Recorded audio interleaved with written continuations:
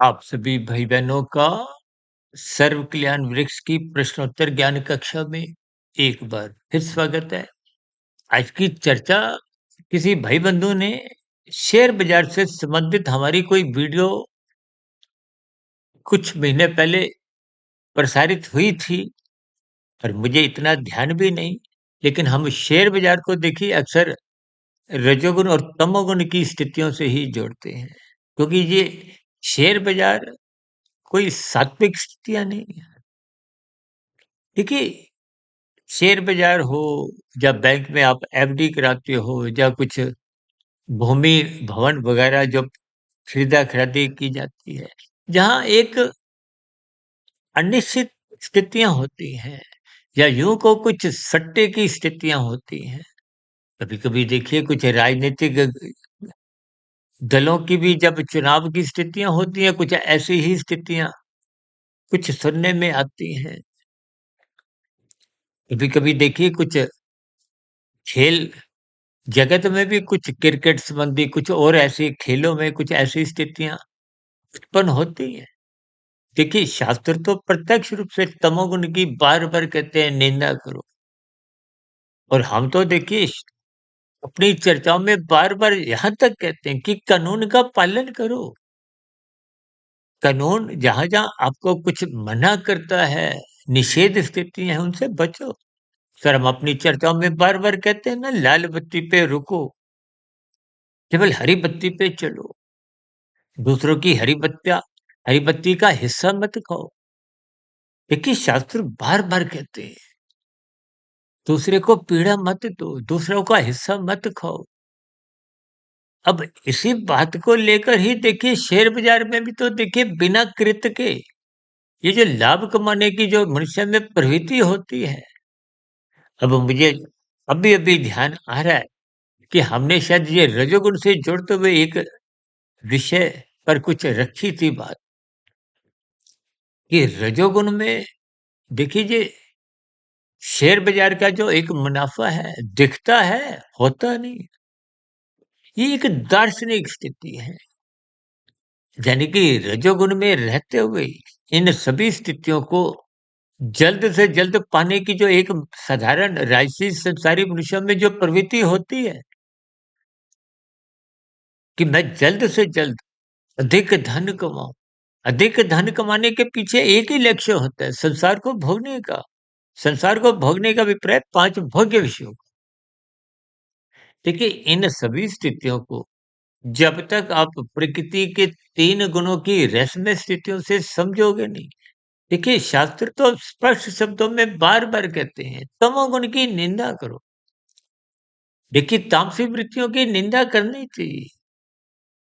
यानी कि आपको हमें भले ही ये कुछ गैर कानूनी काम नहीं भी हो, आजकल तो देखिए ये जो प्रश्न भी किसी भाई बंधु द्वारा रखा गया क्योंकि पिछले काफ़ी समय से शेयर मार्केट में कुछ गिरावट की स्थितियाँ भारत में, विदेशों में कुछ ऐसी चल रही होंगी। मुझे देखिए प्रत्यक्ष रूप से कोई ऐसा इनका ज्ञान नहीं है। हम तो देखिए आध्यात्मिक दृष्टिकोण से बात की एक गहराई तक पहुँचते हुए कुछ साधारण परिस्थितियों पर कभी-कभी कुछ स्थितियों पर प्रकाश डाल देते हैं। क्योंकि शास्त्र बार-बार कहते हैं बिना कृत के इस माया के सुखों को यानी कि प्रकृति के पदार्थों को आप मत लो। यानी कि कृत करो, कृत करने मात्र से आपका हमारा स्थूल शरीर भी स्वस्थ रहता है, आपके हमारे मन बुद्धि में किसी भी प्रकार के कोई विकार में स्थितियाँ उत्पन्न नहीं होती। देखिए जब-जब आप कुछ झूठ, छल, कपट, ठगी, हेरा-फेरी या नीतिगत कार्य करते हो, अक्सर देखिए 2 के 4, 4 के 40, 40 के 4000, 4 लाख, करोड़, अरब, खरब इन सब स्थितियों में देखिए जब तक लाभ की प्रवृत्ति रहती है, लाभ की प्रवृत्ति का अभिप्राय कानूनी दायरे में रहते हुए, शास्त्र सम्मत स्थितियों तक देखिए कुछ रोज पहले हमने एक चर्चा रखी थी सत्वगुण से जोड़ते हुए, शास्त्र सम्मत स्थितियों में यानी कि विहित कर्म करने की स्थितियों से, जबकि मनपसंद की स्थितियों में तो आपकी हमारी रुचि कुछ-कुछ एक बिगड़ने लगती है। वो आरंभिक एक ढलान की स्थिति है। रजोगुण देखिए एक आरंभिक ढलान है। इसलिए तो कहते हैं रजोगुण को सदा सत्वगुण की लगाम से एक नियंत्रण में रखो। अन्यथा ये ढिलान रजसी स्थितियाँ, संसारी स्थितियाँ, भोगों की स्थितियाँ, प्रमाद की स्थितियाँ, ये मनुष्य को तमोगुण में गिरा देती है। इसीलिए शास्त्र कहते हैं तमोगुण की तो निंदा करो और रजोगुण की उपेक्षा करो। उपेक्षा शब्द इसलिए कहा गया है क्योंकि ये ढलान की स्थितियां हैं, गिरने की एक आरंभिक स्थितियां हैं, फिसलने की ये स्थितियां हैं। अभी कुछ रोज पहले हमने एक चर्चा रखी थी कि ये जो माया है, माया का अभिप्राय देखिए प्रत्यक्ष रूप से ये राजसी स्थितियों से है, एक बंधनदायक स्थितियों से है।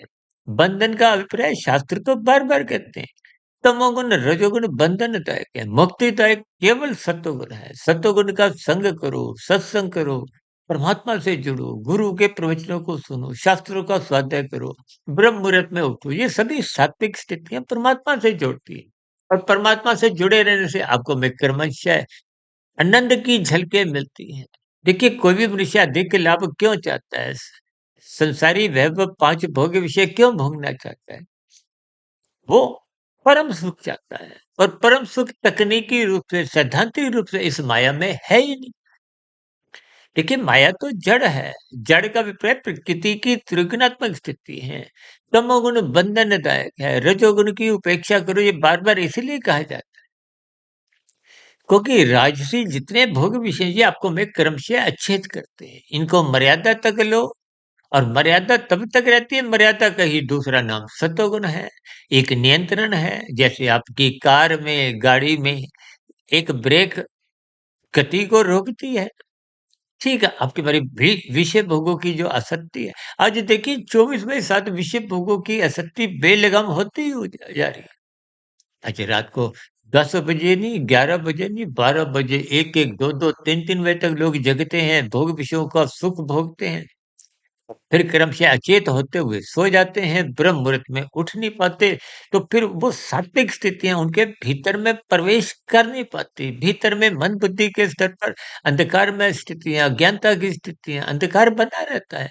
देखिए जब आप प्रकाशमय स्थितियों का संग नहीं करते, देखिए ना जो मनुष्य है सुबह देरी तक जग गया, सूर्य की किरणों की प्रवेश उसके एक कमरे में आ रही है, तो मनुष्य खिड़की दरवाजे बंद कर देता है, पर्दा आगे कर देता है। जब आप प्रकाश को आने से रोकते हो तो भीतर में अंधकार बना रहता है। ठीक इसी तरह जब आप सत्संग को भीतर प्रवेश नहीं करने देते, तो आपके हमारी जो आत्मा का ज्ञान जो अब एक अवरत हो चुका था भोगों के कारण अनादिकाल से, वो अज्ञानता बनी रहती है, गुरु के प्रवचन सुनने की रुचि नहीं रहती, शास्त्रों का स्वाध्याय करने में भी कोई जिज्ञासा होती नहीं। भले ही कुछ पूजा पाठ में कुछ आरंभिक स्थितियाँ, कुछ आरतियों का गायन, आजकल तो देखिए भजन संध्या कुछ ऐसी साधारण स्थितियाँ सी भी आप समाज में देख, लेकिन ये सभी स्थितियाँ बहुत ही आरंभिक स्तर पर होती हैं। देखिए कर्म कांड जब ज्ञान पूर्वक होते हैं तो निश्चित रूप से वो आपके हमारे ज्ञान को मजबूती लाते हैं। जब कर्म कांड लोभ से भय से होते हैं तो फिर स्थितियों में कुछ औपचारिकताएं तक ही, देखिए संसार में जब औपचारिकता की स्थिति रहती है तो उसमें आपका हमारा कोई उन्नति नहीं होती, मात्र कुछ समय विशेषता कुछ सात्विक स्थितियां बनती है। इसलिए इस शेयर मार्केट को कहो, राजसी स्थितियों को कहो, इनको ज्ञान पूर्वक समझिए। बिना कृत्य के इस संसार से, इस माया से, हम तो देखिए यहाँ तक कहते हैं सरकारी सुविधाओं का भी आप उतना ही संग करो, आप उसके बदले में कुछ भी एक कर्तव्य पालन की स्थितियों में रहते हुए उसके प्रति एक आभार कहो, अपने कर्तव्य पालन की स्थितियां कहो। देखिए अब उदाहरण के लिए आप पार्क में जाते हो, तो पार्क सरकार द्वारा उपलब्ध करवाई गई आपको एक सुविधा है। उस पार्क का आप सदुपयोग करो, उसमें गंदगी मत फैलाओ, अपनी कोई ऐसी क्रिया मत करो जिससे वातावरण में दोष आए। देखिए, हम बार-बार कहते रहते हैं कि अपने कर्तव्य कर्मों का पालन करो। जब तक मनुष्य अपने कर्तव्य कर्मों का पालन नहीं करता, तो वो उसकी सात्विक स्थिति, अनुशासित स्थिति बन नहीं पाती। और बिना अनुशासन के तो आपका मेरा रजोगुण नाचता है। अनुशासन का ही दूसरा नाम सत्वगुण है। सत्वगुण जब-जब कमज़ोर होगा जीवन में, ये राजसी स्थितियाँ बनती हैं, बनते-बनते बिगड़ती हैं, बिगड़ते-बिगड़ते मनुष्य तमोगुण में गिरता है और तमोगुण में गिरता-गिरता मनुष्य कानून का भी उल्लंघन कर जाता है, शास्त्र विरुद्ध भी पाप कर्म कब कितने स्तर पर कर जाता है मनुष्य को इसका बोध नहीं रहता।